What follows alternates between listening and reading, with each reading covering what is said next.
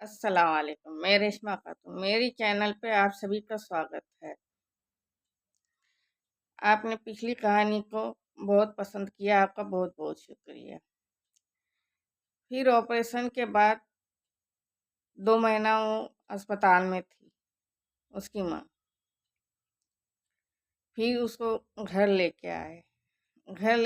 फिर अपना रूटीन चालू हुआ।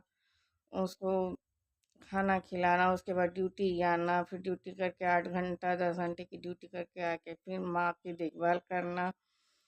फिर दोपहर में आके उसको खाना खिलाना, फिर ड्यूटी जाना। फिर ऐसे चलते चलते फिर वो 1-2 महीने के बाद ठीक हो गई। फिर उस लड़की की शादी हो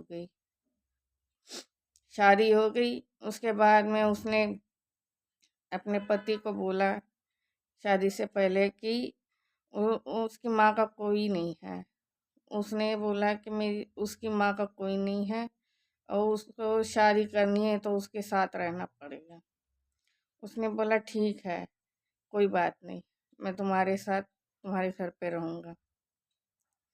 फिर उसके बाद ऐसे कई साल चले गए। फिर उसके आदमी की बदली हो गई। दोनों मियाँ बीवी काम कर रहे थे। फिर बदली हो गई।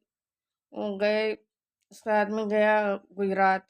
फिर वहाँ पे काम किए, सब ठीक चल रहा था। बीच में थोड़ी परेशानी हुई। फिर थोड़ी दिक्कत आ गई तो उसको अपना बम्बई का घर बेचना पड़ा किसी कारण। तो बेच के वो उसने अपने पति को पैसे दिए कि भाई तो अपनी परेशानी दूर कर लो, फिर आगे का आगे देखेंगे। फिर उसने अपनी बड़ी बहन के साथ अपनी माँ को भेजा कि तू थोड़ी देर अपने बड़ी बेटी के पास रह, उसके बाद में मैं फिर लेके चली जाऊंगी थोड़े दिन के बाद। फिर उसके बाद उसके पति की फिर दूसरी जगह नौकरी लग गई दिल्ली में। फिर दिल्ली में आए, फिर थोड़े दिन रहे। फिर वहाँ से उस कंपनी ने दूसरी जगह जगह ली और डब्बा कंपनी खोले। फिर वो लोग को वहाँ पे भेजे।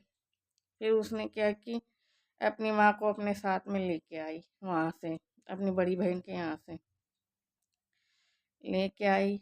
फिर दोनों तीनों जन हंसी खुशी रहने लग गए, जैसे नॉर्मल घर में होता है वैसे रहने लगे। फिर बीच में दिक्कत आ गई उसकी माँ को। अब उम्र हो रही थी। एक तो पहले 16 टाके का ऑपरेशन हुआ था। फिर 10 साल के बाद फिर उसको दिक्कत आने लगी, उम्र हो रही थी, खून गाढ़ा हो रहा था। इसी के वजह से वो चक्कर आके गिरने लग गई।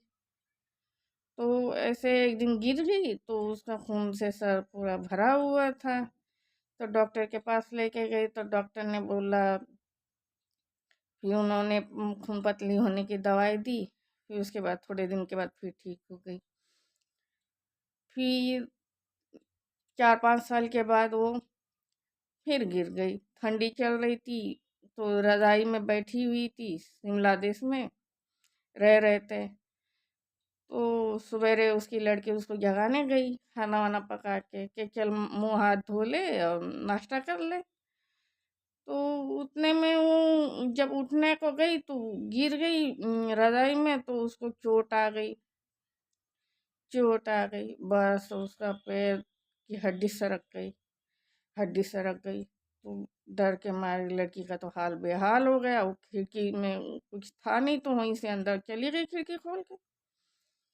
वो चिल्लाने लगी उसकी माँ, तो डर के मारे वो चली गई अंदर खूब खिड़की खोल के।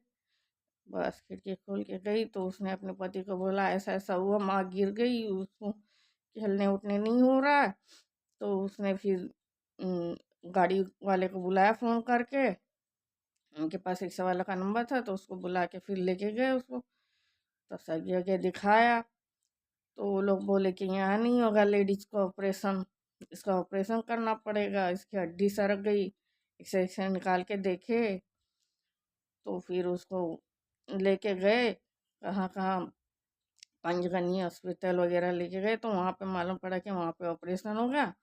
थोड़ा खर्चा आएगा 50,000 तक, और बाकी का वो लोग बोले कि कोई बात नहीं, मत देना करके थोड़ा बहुत, क्योंकि 1.5 लाख का ऑपरेशन होता है।